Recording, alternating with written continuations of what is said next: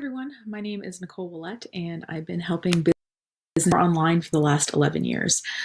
I am here to give you a 30-minute overview on what is possible in terms of selling online for your business. Now, I know what you're probably feeling right now, which is that you need to do something, or maybe do something more than you're currently doing to reach your customers who are online, but maybe you just don't know kind of what your options are or don't feel really confident to make that decision. So what I'm hoping is after you watch this that you'll feel like you have a good direction to go in. So because this is a short format, there's a handout here which will get to you as well with the video. So you can kind of read a little bit more detail, and I'll try to also provide some links if you want to learn more about any one of these options. So the first thing to think about is, regardless of how comfortable you feel accepting credit cards or all that, you want people to at least feel like they can begin the transaction online with your business. Especially, you want to be able to get them when they are interested. So quick story, one of my clients is a kayaking company, and he did not want to accept credit cards through his website. So what I talked him into is I said, well, what if we have a reservation inquiry? So we made a form, and since then he's switched to an online reservation, by the way, but this is kind of a similar idea that I found where it's just, we made him a form where people can kind of put in their name, how many people were in their party, what day they wanted to go on the kayaking trip and all that, basically collecting everything that he would have his staff take over the phone if they were making a reservation on the phone, except the credit card payment.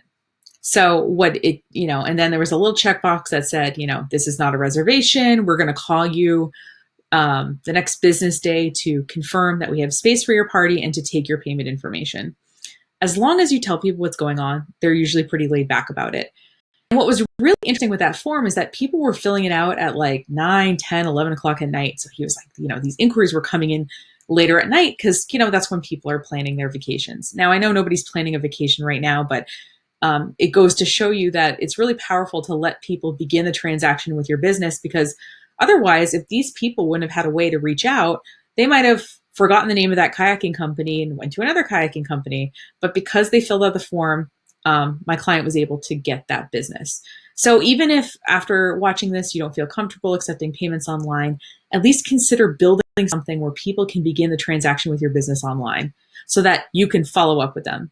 That way they can, fill out the form, if they can't really just call you if they're thinking about it at 9 o'clock at night because they don't want to bother you.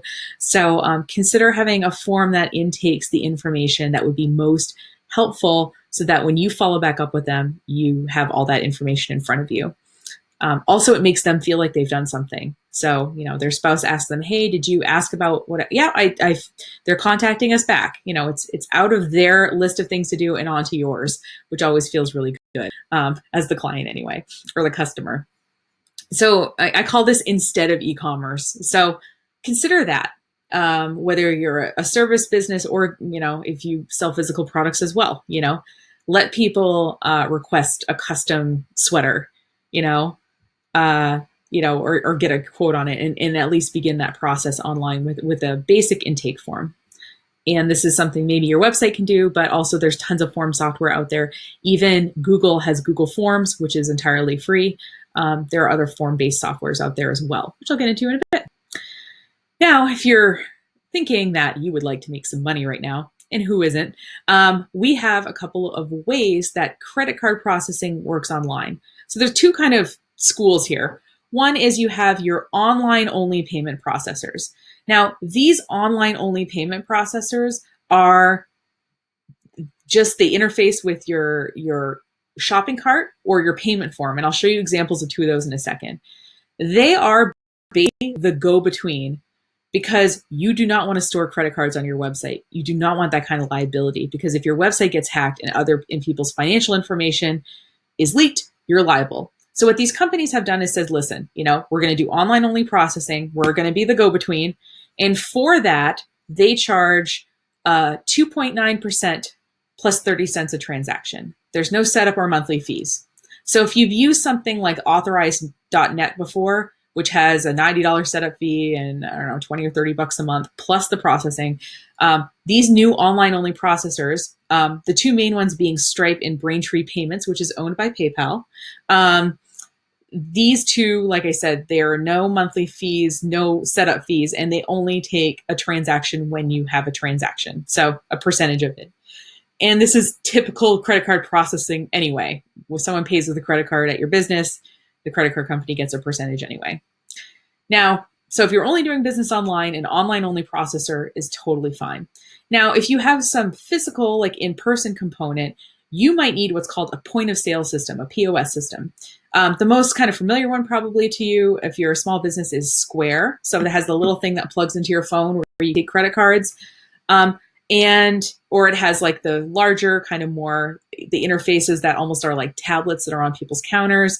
There's Shopkeep, there's tons of them. There's Revel, there's Toast, there's, there's hundreds of them. And if you Google search POS systems, you're going to get ads galore because when someone searches that term, they're basically ready to buy something. So I'm just warning you. So a point of sale system, like I said, it does the credit card processing and it has an in-person component and it typically also has an online component. A lot of point of sale systems have an e-commerce solution. So for example, if you already use Square and have your inventory in there, Square has a website called Square Storefront where you can take your inventory and put it on a website. So rather than you rebuilding an e-commerce site, you're already using Square in your business, you can use that. So if you already have a POS system in your business, you might want to look at what they have for online stuff. In particular, right now, a lot of these POS systems are coming up with ways that their customers can turn on basically a website that they can start selling from right now because they understand people need that right now. So, just know that is both of those things are possibilities. So I'm going to assume going forward that, obviously if you have a specific point of sale system that you're using, that you're going to kind of look into that. I'm going to talk a little bit more about, okay, you don't sell anything online right now. Maybe you don't have a point of sale. So you're going to set up an online only payment processor because that's where we're at right now. We're doing transactions online. So now and what you'll do is you're going to go to stripe.com or you're going to go to braintreepayments.com and you're going to set it up. What it's going to ask you to do is it has to verify your identity as the business owner. So it's going to ask you your name, your social security number, your birthday to verify your identity. It's going to ask you your business's EIN number and like a one-sentence description of what your business sells to make sure you're not, selling something illegal or weird. And then it's going to ask you for your bank account information because what Stripe does is it runs the payment, takes its percentage, right? So if it runs, I believe, so I have a product right now that's for sale online for $19. So it runs for $19, charges my customer $19, Square takes its share, and $18.12 are deposited into my bank account the next business day. So anyway, to set up online processing, it's very easy if you have your EIN number and all that stuff in front of you. It's about, maybe 15 minutes of your time. And it's pretty instantaneous in terms of it being turned on and working. Okay, so now that you've done that and have the ability to accept credit cards, now what do? So we got to make something that someone can fill out on the internet so that you can connect your new payment processing to something. So one thing that you can do is you can have what's called a payment form. And so you probably have seen these. Some of them can be for open-ended amounts. So if you've ever filled out an online donation form for your favorite nonprofit, that basically is a payment form. It's just taking an open-ended amount of money, an amount of money that you can fill in. Something that's like a little bit more basic, I want to pull this example, is, so we can also make, and these folks have, you can either order coffee once or you can enter into their recurring, their coffee subscription program. So this is a form, and obviously the required fields have asterisks, and you can't submit the form unless you fill out the required fields. So we've got all this information. Obviously, we're getting their email address so that we can email them if there's a problem. And also that's where their receipt is going to be sent. Then we have the products here. So as you see, they have a few different offerings. So 2 bags of coffee or 3 bags of coffee. And as you see here, the shipping is the same regardless. So that's kind of communicating that to the customer. And then they fill in their payment information and, agree to the fine print. Now, if you're worried that you can only do shipments once a week or something, or, it takes a certain amount of time for you to make the item that's being requested, just communicate that to your customer. Most people are very reasonable and they just want to know what's going on. So you can just kind of, before they submit the form, you can kind of communicate that to them. And, when you send the confirmation email for their order, you can also confirm it there. So, but I like to have it unchecked personally when I set up forms and make people check it off, because that way, if they say I never told them something, there's a little form saying otherwise. So you can make these payment forms, and like you see, you're ordering coffee and you're ordering 1, 2, or 3 bags of it. And you're able to pick some more things, like do you want whole bean or ground coffee and what kind of coffee you want. So payment forms can be a little bit kind of complicated if you want them to be, but if you only have a few products or you have just a few variables with a few products, it works fine. You can build in tax right into the price, that kind of thing. So just know that payment forms are a great option. And even if you don't feel like you don't have anything to sell, everybody has a gift certificate. And if you don't have a gift certificate, you should consider selling them. Gift certificates are great. People want to get them for presents. A third of them are never redeemed. And when they are redeemed, they're redeemed at 38% above their original value, because nobody wants to be like, oh, I have $5 left on my gift certificate. They're going to say, oh, I want to get that, extra thing. It costs $10. I have 5 on my gift certificate. I'm just going to throw in the extra 5 because I don't want to waste any money, because they got it for, the person who got the gift certificate feels like they have a free thing. It wasn't free because someone paid for it, but consider selling online gift certificates, and you can use a payment form to do that at the very least. So what you're going to need is some kind of form software that will accept credit card fields. And there's tons out there. I listed a couple that I know of in this handout, but there's other ones as well that will process a credit card payment. What you'll notice here is wherever form is, back to the coffee one, you'll notice that there's a little padlock here. This is it has what's called a secure certificate on this website. That means that information on this page is encrypted. So you will not be able to have a payment form unless you have some kind of security on your website. And if you use, like I said, the form software that I've listed, as examples, it'll have that built in. But if you're putting something on your own website, you're going to just have to turn on your secure certificate. There's a free service of this called Let's Encrypt that gives you free secure certificates. So just check with your web host if they use Let's Encrypt. But just know that that's a little kind of something that needs to happen, whether you have a payment form or whether you have, in our next example, an online store.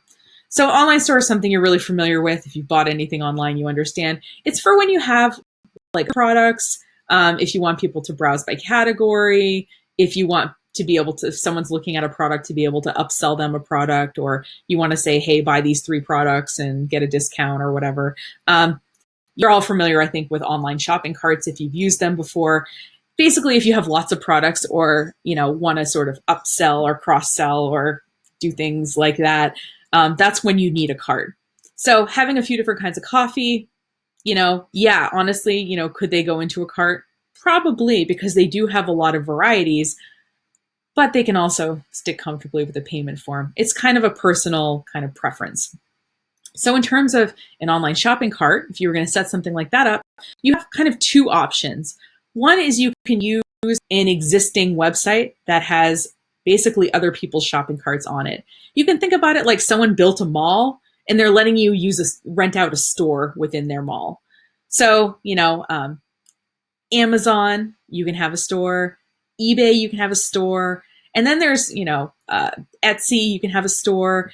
But then there's also specific kinds of stores or kinds of things that you can sell. So for example, Poshmark is, I can have my own store where I sell clothing. I can't list anything that's not clothing. It's just a clothing thing. So, depending on what your industry is, there might be a specific kind of third-party software for the thing that you're trying to sell. Now, the bummer with it is that obviously you're sending traffic and all that to this particular, so if I, for example, if I have an Etsy shop where I'm selling my handmade goods or vintage goods, I'm sending people to, eBay, to Etsy.com/my store name. And if you look at several Etsy stores in a row, they're kind of set up very similarly. I can customize some things about them, but it's always going to look like an Etsy store.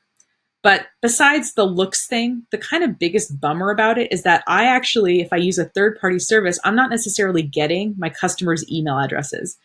So they're transacting through Etsy and Etsy's kind of paying me back. They're kind of the go-between. And so I can't necessarily reach out and email all of my customers again through my email marketing software or otherwise. So the great thing about third-party stuff, though, it's really easy to set up. Like you can set up an eBay store probably in a few hours. Once you, just set up a little place to take photographs, and you're going to want to like weigh and measure all of your products. And you can get kind of a little assembly line going and add all your inventory in a few hours. But the downside, of course, is that you have only a certain amount of control over that because it's not on your website. The second, obviously, is you can set up your own online store on your website or on a domain of your choosing. And, there's lots of builders out there. There's Shopify, there's Squarespace, there's Wix, and they typically charge a monthly fee to use this service. And they all have, if you're using a website builder, they all have this really detailed documentation of exactly how to do it. So this is just Square's one, but it says, oh, this is a premium feature. So I can look at the business and commerce plans to see, yes, okay, and they're going to make me click twice to get to the pricing. Of course they are. Come on. So there's their pricing sheet. Okay, so the business and the commerce page. Hold on, it's loading the monthly fee. Now what you'll notice is that there's a little toggle button, and software is tricky like this. See, it says pay annually. So it's going to charge you $18 a month times 12 if you pay annually right now. But if you pay monthly, your fee goes up. So the business and commerce plans, as you see, are between $26 and $46 a month. I think it depends on certain features that you might want in your cart, depending on how much it will cost. But just make sure that's a little tricky, and make sure whatever service you use that you're going to read the fine print, because it can be it's interesting that way. But the great thing is, like, I have, if I have an e-commerce site, and this is one of my e-commerce sites, or it's my currently only working one, I have control over what this looks like. I can add features like abandoned cart emails. I can, I don't have any kind of restrictions on what I can do, but it is a lot more kind of technical to set this up. So a web developer would probably charge you a lot more money than $26 or $46 a month to set this up. But it kind of depends sort of how you're thinking about it. So just know that having it on your own domain, you can use a website builder, or you can have a developer person build it for you. But you just have control over kind of how it works, which means probably you can sell more, but also your marketing energy, instead of sending people to Etsy or eBay, you're sending people to your own domain. So just kind of depends whether you're just kind of getting through, in which case I think third party is totally fine, or whether you're thinking long term and investing and being like, okay, this is kind of, we're going to do this going forward, would be how I would approach it differently. The other thing that I think a lot of people forget about is there's this brand new world of money sending apps. I've had 4 clients pay me through Venmo in the past 2 weeks, which is really interesting. They asked me if I have Venmo, so I signed up, and then I offered it to a couple other people. I gave a workshop for 4 people, and they split it 4 ways. And so I was able to kind of Venmo each of them their portion of the workshop, and they were able to pay me. So basically it's a way to send money to people through an app. So Venmo is owned by PayPal, and Cash App is owned by Square. You'll notice throughout this whole thing that these big companies kind of have a little piece of action everywhere, because that's how they make their money. And the thing with Venmo It doesn't, I think it charges you a percentage of a transaction, but you're able to split payments and ultimately it goes on your wall. So if I send one of you a payment and I bought, I don't know, a cool t-shirt from one of you, it would say, oh, Nicole bought a t-shirt from so-and-so for this amount of money. So there's a little bit of a social component to it, which as someone who straddles the line between Gen X and millennial, kind of bugs me a little. Also, the millennial side of me is kind of excited about that. So allowing your customers to send money, you can say, oh, we take Venmo. I think you would be really surprised at how much quicker you got paid and how many people actually use it. I certainly was. So just consider a money sending app and like just, what it's going to have you do. It's very similar to signing up for payment processing, except less so. It's going to ask for a bank account to connect it to, because like I said, Venmo is going to take the money and transfer it into your account. So yeah, just consider that. It's something people do. If your work is more invoice heavy, like if you're a service provider and you do some kind of online bookkeeping, a lot of these bookkeeping services have online payments that you can take through them. And depending on kind of how the customer wants to pay you, they might charge slightly different transaction fees. So for example, QuickBooks charges 1% for an ACH transfer if you turn that on. And I know a lot of people feel comfortable with ACH transfers because they're not into using credit cards. So why not? Versus if to take a credit card and have it keyed in versus scanned. By the way, yeah, having a credit card go through is a lower percentage transaction fee than someone keying it in, because someone keying it in is much more likely to be committing fraud than someone actually physically having your credit card is much less likely than someone having your credit card number. So that's kind of how they reason that. But honestly, I'm sure some of you have been there, that you would rather take a 3% hit than spend 6 months chasing payment. I know I would. I just kind of want to throw a couple of these things out there. If you sell a high-end product, consider having a payment plan. There are companies that will set up payment plans on your behalf. I think they take a percentage of it. But sometimes if your product costs thousands of dollars, somebody might not have that money right now, but they would pay it in installments. So you can either set that up yourself through, obviously an online processor and saying, okay, we're going to take a recurring amount of money every month from this account and for, 6 months or something like that. Or you can let a third party company set it up for you, but just consider offering that. I think you'd be surprised. And obviously, if someone's going to pay you later, you charge them a little bit more. So they, oh, you can pay $100 now, or you can pay $20 a month for 6 months. They're going to pay a little more because you're not getting that money right away. And I think that's totally fine. And some people like the option. There's these things called digital wallets. So if you do have, in particular, an online shopping cart, so my online shopping cart sells cash equivalent products, gift certificates. But if you sell physical products, you can turn on Amazon Pay, Apple Pay, Google Pay. And what this allows you to do is, if the customer's information, like their shipping addresses and their payment information, is stored in Amazon, it just lets them load their Amazon account and be like, oh, this shipping address, this credit card. And it lets them pay basically through Amazon, but on your website.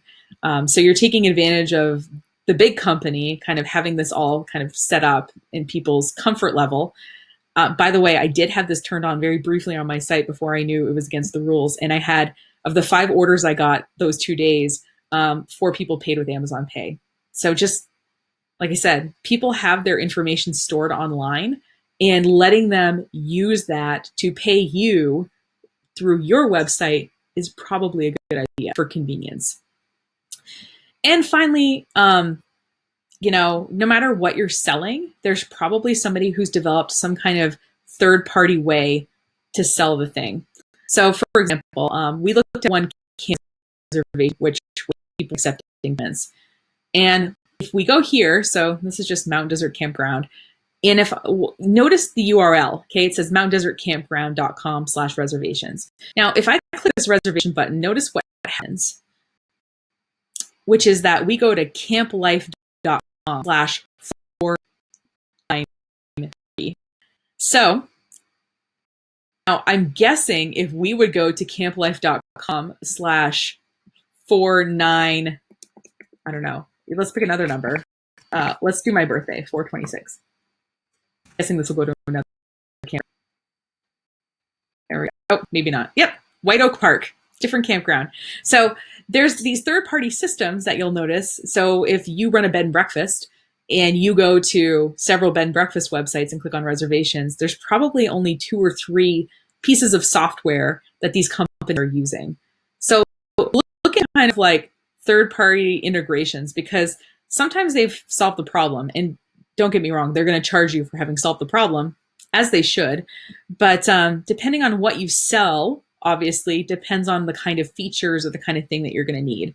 So what I would recommend is, yeah, sure, just go online, even to other markets, not even people in Maine, but people who are in other states who do what you do, and kind of see what they're using, because it might give you some good ideas of something that you could, rather than rebuild your whole website, you could just use this thing and just link it from your website like the Mount Desert Campground people did. All this to say is that you have some options. And, I have a few parting thoughts here, which I won't get into, but will be there. But the basic idea is people are willing to pay for convenience and they want to support small businesses right now. So consider doing something online, even if it's as small as that you're willing to accept Venmo payments, or if it's as big as you're going to add e-commerce to your offerings. And if you have any questions, I think the Island Institute will be a great resource for you. I think I'll be working with them on some kind of office hours type situations to be able to support people. But please know that this is well within your power. I hope this kind of gave you a good overview to think about your options with your business. And, once you have something set up, please reach out to the Island Institute, let them know. I'm sure they'll help get the word out. I'll see it. I'll help get the word out. And the kind of when your customers know this is happening, I think you'll be surprised at the uptick in business you're going to see. So thanks so much for watching. Have a great rest of your day. Again, my name is Nicole. It's been a pleasure spending some time with you. And here's hoping for better times to come here in 2020 with your business selling online. Take care.